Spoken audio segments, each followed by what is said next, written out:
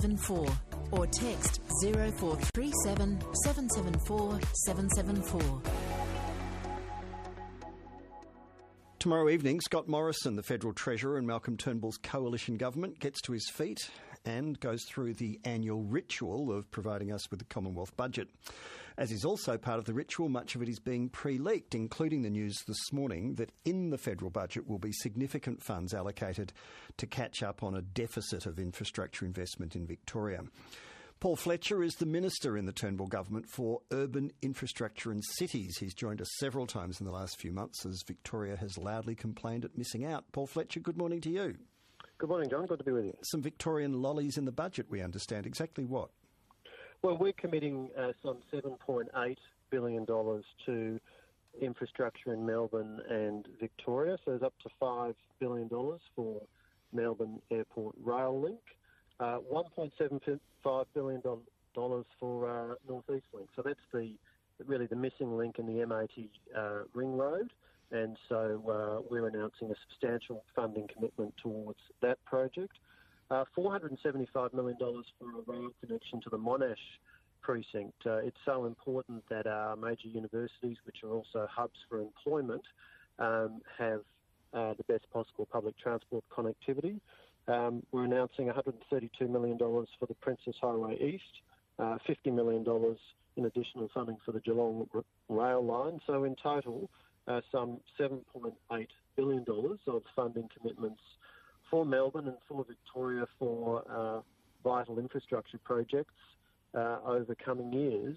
And so this is about making sure that we are making the investments that will help respond to and attack congestion.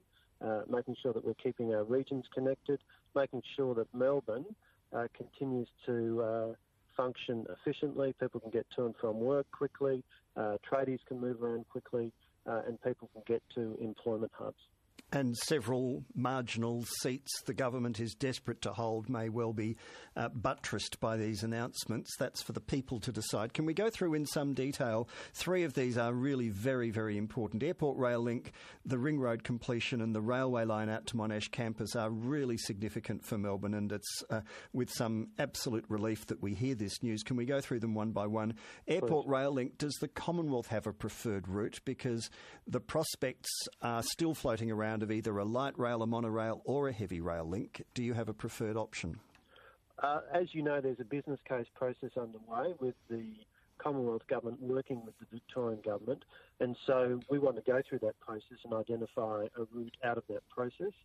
There's several routes under consideration, and as you know, some of the issues are how much of the route is above ground, how much is in a tunnel, how much of it uses existing rail, how much of it is new, and there are also technology issues. There's also, I guess, the issue of the number of stations between the airport and the city. And where they are. But you're committed to heavy rail. Is that what you're telling us on the Commonwealth's behalf? That's right. Yes. You're not interested in a sky rail, light rail over the monorail option over the existing freeway corridor?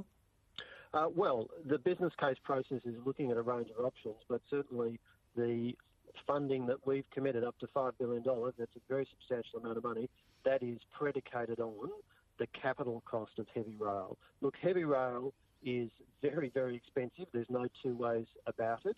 At the same time, heavy rail can move up to 50,000 people an hour. A lane of a freeway can move about 2,000 people an hour. So as our cities get larger, as they get more populated, rail has some very significant benefits in terms of the capacity to move people. Now, of course, the airport is a really vital transport node. It's vital to exporting Victorian and Australian produce to the world. It's vital to inbound tourism. And, of course, airports are a hub for economic activity. So by having a heavy rail connection from the city to the airport, we provide for the next stage of the growth of the airport. Because of good planning in the 1960s, Melbourne Airport has lots of growth capacity. They're looking at a potential new runway at the moment. And so the heavy rail connection helps buttress the next stage of the growth of Melbourne Airport, and it also helps boost the areas that it'll run through. Sure. And then do you want to connect it to regional rail? Is it part and parcel of this plan to integrate it with the growth of regional rail? And again, that's one of the questions that's being looked at through the business case process. Okay. Clearly, rail can move.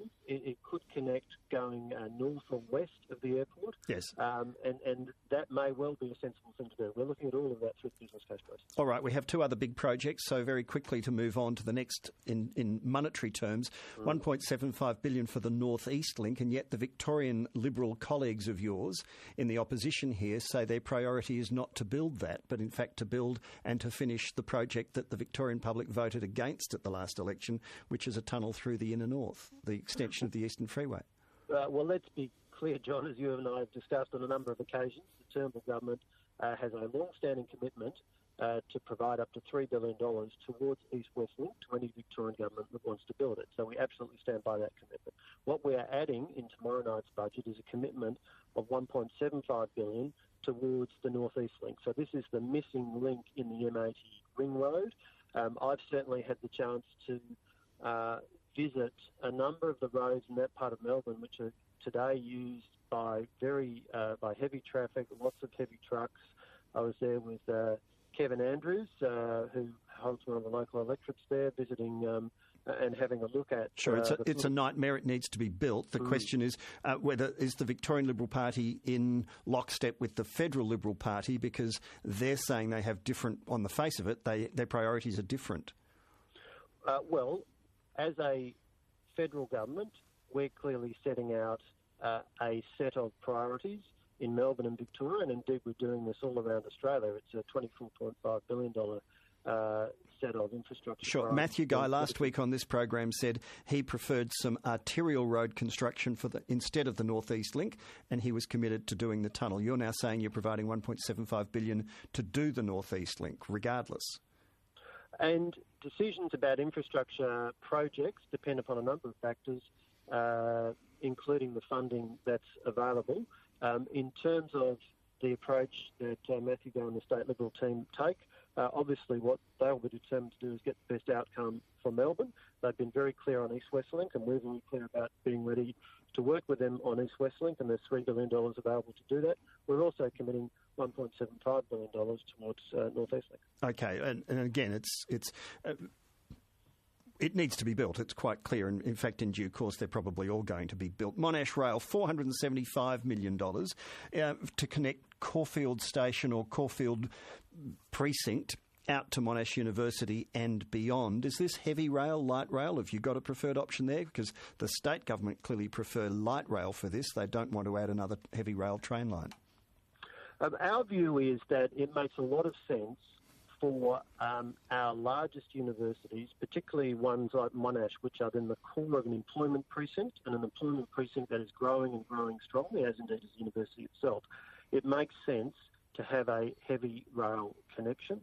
Certainly, if you look at what's happened in Sydney with Macquarie Park and Macquarie University, the growth that has occurred there since heavy rail has been connected about 10 years ago now has been very, very substantial, and we would expect a similar thing to happen.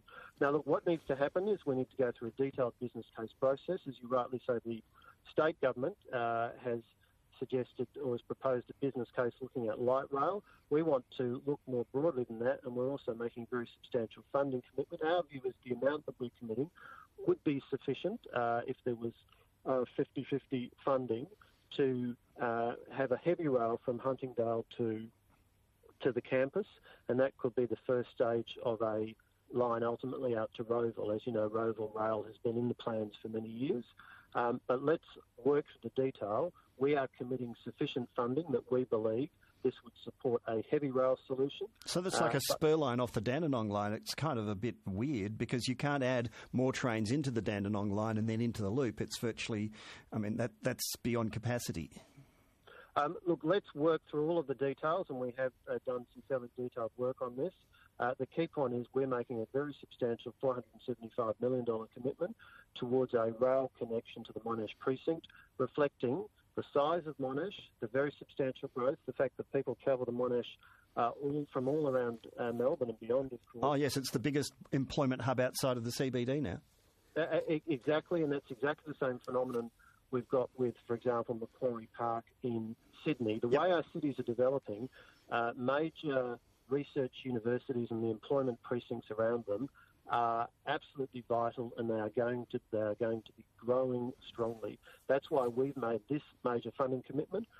We need to work through the details, obviously, in the business case process. Yes. But we've provided sufficient funding that we believe that heavy rail is a very viable option here. And of course, heavy rail does have great capacity advantages, timing advantages in terms of how long the trip takes, frequency advantages over light rail. But let's work through the details in the business case. The key point is a $475 million commitment for a rail connection to the Monash precinct. Well, I think I'm speaking on behalf of many of the people listening. Let's hear from them, 1300 222 774. But I think I can say at last, and thank goodness. Minister, you've been generous with your time. Thank you indeed. Thanks, John. Paul Fletcher is the Minister for Urban Infrastructure and Cities in the Turnbull Coalition federal government. What do you make of it? 1300 222 774. Raf Epstein. Julia Banks, is New Start too low? No, I don't think it is. Could you live on $40 a day? I could live on